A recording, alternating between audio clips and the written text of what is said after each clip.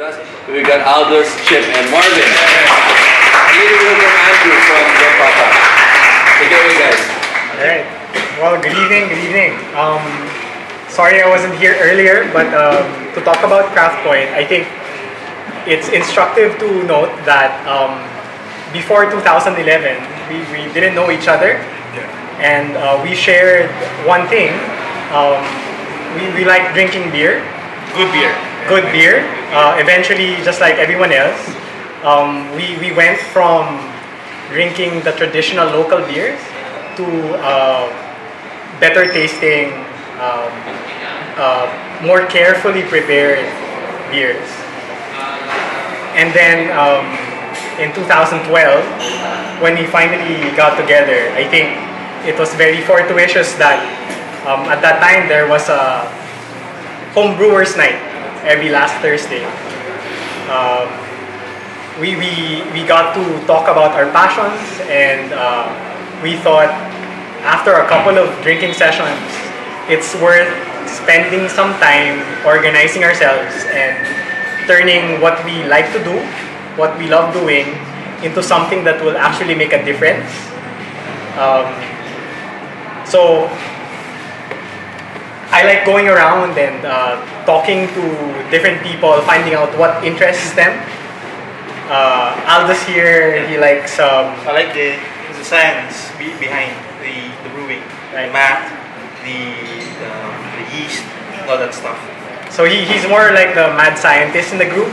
He likes toying around with different flavors, and he's not bound by the conventional flavor templates currently. And we have Marvin here, who's always been interested in brewing, and he's thought about putting up a business, putting up a microbrewery, and I guess he was just waiting for the right set of people, and the right opportunity to start it off. And being from a design background, I used to work as a graphic artist in the post-prod industry, so I see beer as a sort of a medium to express my creativity in all forms. The label, the liquid inside, brewing for me is just like cooking. You can put so many things in it. The layering, surprises, contrast. So it's really a really great art form that people can enjoy, really enjoy. Yeah. So from that template, I think we try to improve upon it and realize that there are other like-minded individuals in other markets, in the coffee market, in the food and beverage market, that are willing to work with us to develop innovative, fresh and good quality products. And I guess that's how we got interested to spend more time developing the company. From what started out as just 2 beers, Liberation and Summer Sessions, we found out that out there are other individuals who are trying to make a difference in their own markets. They have specializations in coffee, they have specializations in a particular type of cuisine, and they were just looking for that environment, that partnership where new ideas, fresh ideas will be encouraged, in fact, will be developed.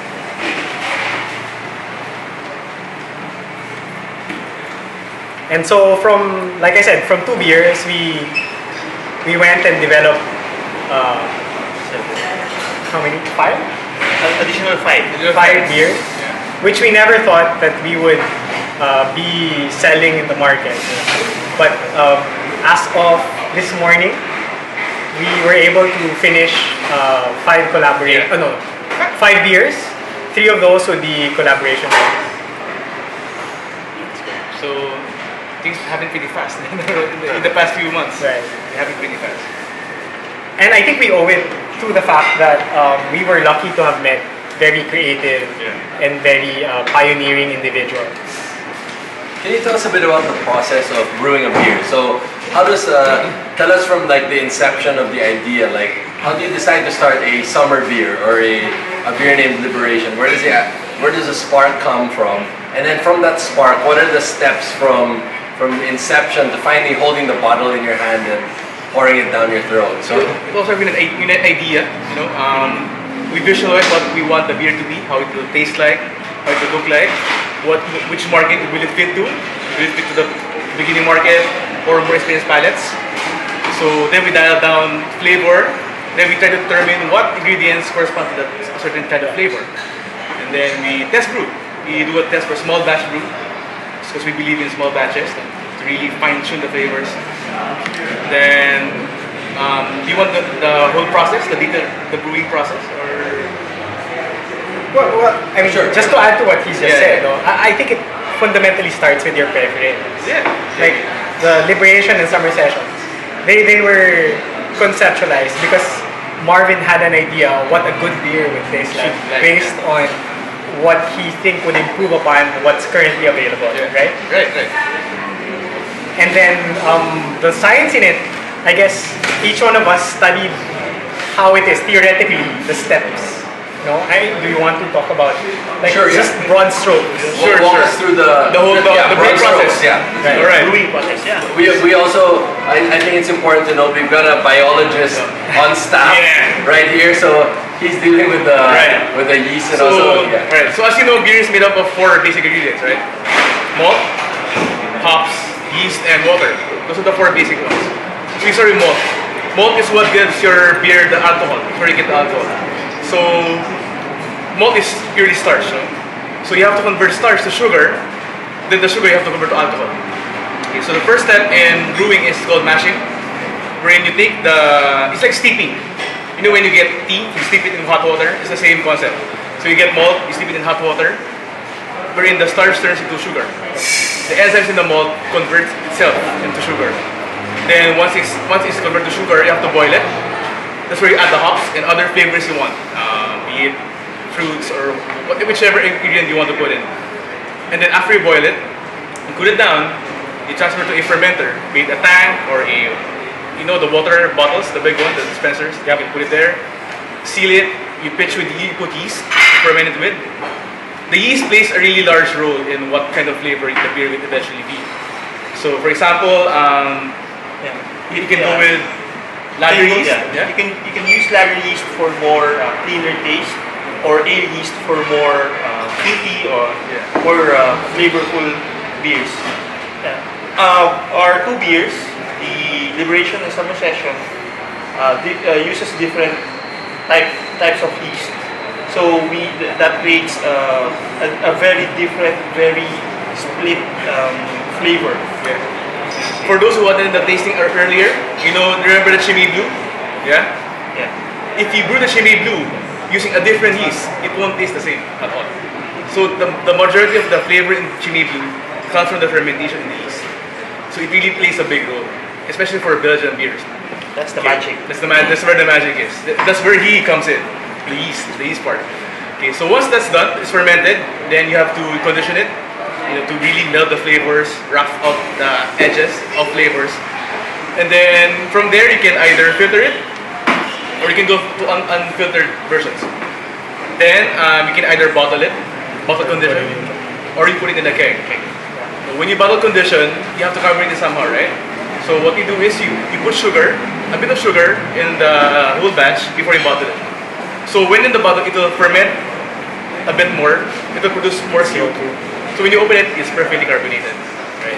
If you go to the keg route, then you have to use artificial CO2 tank to inject CO2 into the. Okay. So basically, that's how the brewing process is. Right. So Now for us, other than the 4 ingredients mentioned, we tried to incorporate another element, which is a collaborative element in trying to inject a creative aspect to making a beer. So in all of those steps, when we try to work with another group, we ask them, so is this a good fit for what you want to make? Do you think that this fits your identity as a company, as a restaurant?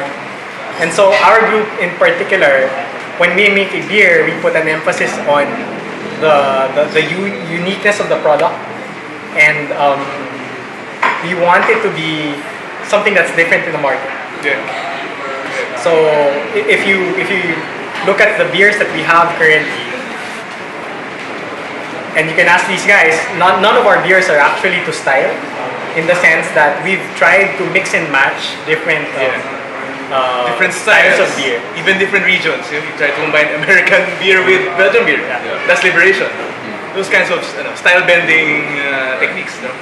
So I guess for the process, I mean, if that was enough broad strokes to give you an idea how to make it, it was more of a specific process for us. Before the creativity part, that would be more or less how home brewers would do it. Yeah, it's a very common process. It's a very basic process shared by people who do it.